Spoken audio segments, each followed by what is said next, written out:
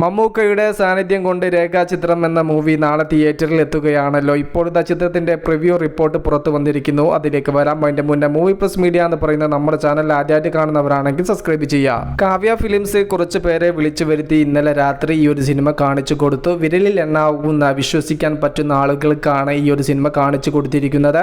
കാണാനിടയായ വ്യക്തികൾ ഈ ഒരു ചിത്രത്തെ കുറിച്ച് പറയുന്നത് ഇത് 2025 ആദ്യത്തെ ബ്ലോക്ക് ബസ്റ്റർ മൂവി ആയിരിക്കും. മമ്മൂക്കയുടെ പഴയകാല ചിത്രം കാതോട് കാതോരം പശ്ചാത്തലമാക്കിയുള്ള മൂവിയാണ്. മമ്മൂക്കയുടെ കയ്യൊപ്പോട് കൂടി ചിത്രം അവസാനിക്കുന്നു.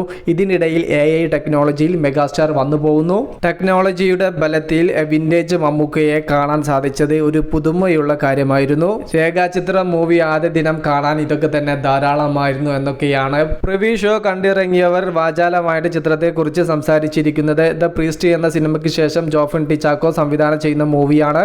ആസിഫ് അലിക്കൊപ്പം വലിയൊരു താരനിര തന്നെ ചിത്രത്തിലുണ്ട്. അനശ്വര രാജൻ, മനോജ് കെ ജയൻ, സിദ്ദീഖ്, ഹരിശ്രീ അശോകൻ, ഇന്ദ്രൻസ്, ജഗദീഷ്, നിശാന്ത് സാഗർ, ബാമ അരുൺ, അതോടൊപ്പം തന്നെ കിഷ്കിന്ദ കാണ്ഡം എന്ന ചിത്രത്തിന് ശേഷം മുജീബാണ് ഈ ഒരു ചിത്രത്തിന്റെ മ്യൂസിക് കാര്യങ്ങളെല്ലാം ചെയ്തിരിക്കുന്നത്. 2024 ഒരു ബ്ലോക്ക് ബസ്റ്റർ വിജയം മലയാള സിനിമയ്ക്ക് സമ്മാനിച്ച ആസിഫ് അലി 2025 അത്തരത്തിലുള്ള ഒരു ബ്ലോക്ക് ബസ്റ്റർ വിജയം കൊണ്ടുപോകുമെന്ന് തന്നെയാണ് പ്രിവ്യൂ ഷോ കണ്ടിറങ്ങിയ പ്രേക്ഷകർ അവകാശപ്പെട്ടിരിക്കുന്നത്. നാളെ രാവിലെ ആദ്യ ഷോ കഴിഞ്ഞ് ചിത്രത്തിന്റെ റിവ്യൂവും കാര്യങ്ങളെല്ലാം പുറത്തു വരുമ്പോൾ മമ്മൂക്കയുടെ പേരിൽ തന്നെയായിരിക്കാം ഈ ഒരു ചിത്രത്തിന്റെ മാർക്കറ്റിംഗ് കാര്യങ്ങളെല്ലാം നടക്കുക.